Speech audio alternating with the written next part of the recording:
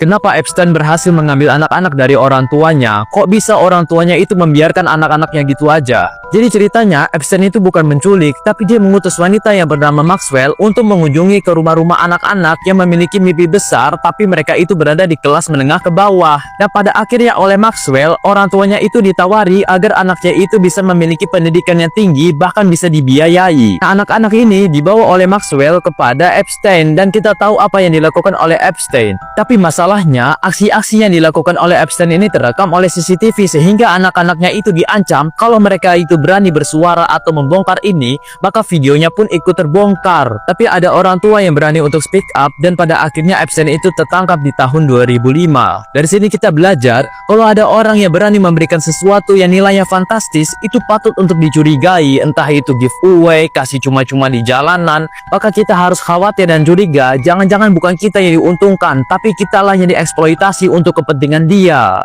Dia bukan pengusaha. Kerjaannya ngurusin duit orang-orang super kaya. Dari situ, dia punya tiket masuk ke lingkaran orang paling berkuasa. Dari presiden, pejabat elit, pengusaha, sampai kerajaan Eropa. Dia Jeffrey Epstein. Mantan Pangeran Andrew disebut punya hubungan dekat dengan Epstein. Hubungan ini membuatnya kehilangan gelar kerajaannya pada Oktober 2025 lalu. Berkas Kementerian Kehakiman memuat beberapa foto dirinya bersama perempuan, termasuk satu foto saat ia berlutut di atas seorang perempuan dan foto lain yang menunjukkan dirinya berbaring di pangkuan beberapa perempuan. Andrew konsisten membantah dan bilang dia menyesal kenal dengan Epstein. Ia mengklaim tidak pernah menyaksikan kejahatan seksual apapun. Nama putri mahkota Norwegia Mette-Marit muncul setidaknya 1000 kali dalam jutaan dokumen Epstein. Dalam sebuah email, Mette-Marit bertanya kepada Epstein, apakah tidak pantas bagi seorang ibu untuk menyarankan dua wanita tanpa busana membawa papan selancar untuk wallpaper kamar putra saya yang berusia 15 tahun? Dalam pengakuannya, ia menilai persahabatannya dengan Epstein adalah hal memalukan. Ia sudah putus kontak dengan Epstein sejak tahun 2014. Pangeran Laurent dari Belgia juga disebut pernah bertemu empat mata dengan Epstein.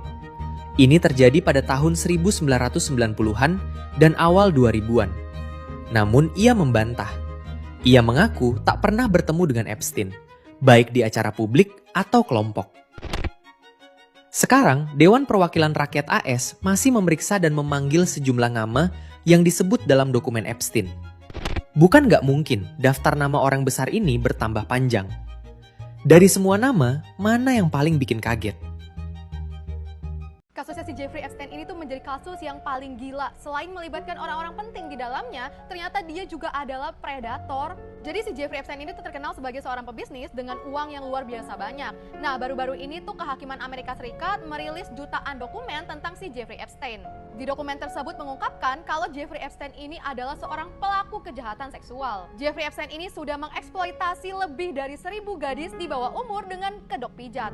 Dalam melakukan aksinya ini, Jeffrey tidak sendirian, dia merekrut para gadis di bawah umur dengan bantuan temannya yang dikenal sebagai Maxwell. Para gadis di bawah umur ini tuh dilecehkan, bahkan dia juga minta mereka untuk merekrut gadis yang lain. Jeffrey ini juga memiliki pulau pribadi bernama Little Saint James dan katanya dia tuh sering mengadakan pesta gelap di sana dengan mengundang para kaum elit menggunakan jet pribadinya. Tempat tersebut juga menjadi salah satu lokasi human trafficking. Bahkan salah satu korbannya si Jeffrey ini mengatakan kalau dia tuh dipaksa untuk begituan berkali-kali dan dipaksa juga untuk hamil berkali-kali. Sebenarnya Jeffrey ini sempat ditangkap pada tahun 2008 dengan 60 tuduhan kriminal. Akan tetapi dia hanya didakwa 18 bulan penjara dan tuntutannya itu berkurang menjadi 13 bulan penjara. Bahkan dia diizinkan untuk bekerja selama 6 hari 12 jam. Jadi walaupun pada saat itu dia ditangkap, dia masih boleh berkeliaran di luar. Nah, pada bulan Juli tahun 2019, Jeffrey sempat ditangkap kembali, tapi pada bulan Agustus dia meninggoy karena bunuh diri. Sedangkan temannya Maxwell divonis 20 tahun penjara. Isi dokumen tentang Jeffrey yang sudah dipublikasikan itu benar-benar mengerikan, guys. Aku aja nggak kuat untuk bukain satu-satu. Dan yang bikin publik makin gempar karena isi dokumennya tersebut tuh ada foto-foto Jeffrey dengan orang-orang penting di dalamnya. Kayaknya sih sampai sekarang aksesnya itu masih bisa dibuka. Tapi kalau menurut kalian gimana nih sama kasus yang satu ini?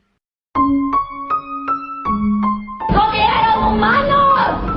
¡Asquerosidad! ¡Comieron humanos! Yo no estaba enterada de nada. ¿Qué había Pero que habían comido a humanos. ¡Humanos! ¡Fuera la carne humana!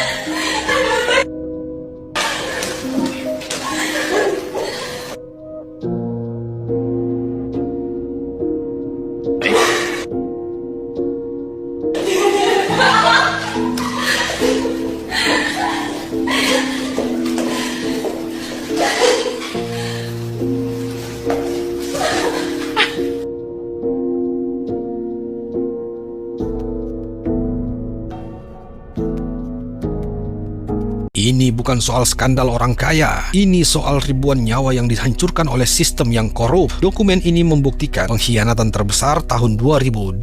Saat itu, jaksa memberikan Epstein hukuman ringan yang menghina akal sehat, membiarkannya bebas memangsa korban baru selama 1 dekade lagi. Meski diancam, diikuti intelijen, dan disuap untuk diam, para wanita ini menolak menyerah. Tanpa keberanian mereka melawan tembok kekuasaan absolut, file rahasia ini tak akan pernah melihat cahaya matahari. Sekarang, dokumen ini menjadi senjata di tangan para politisi. Siapa yang paling tersudut?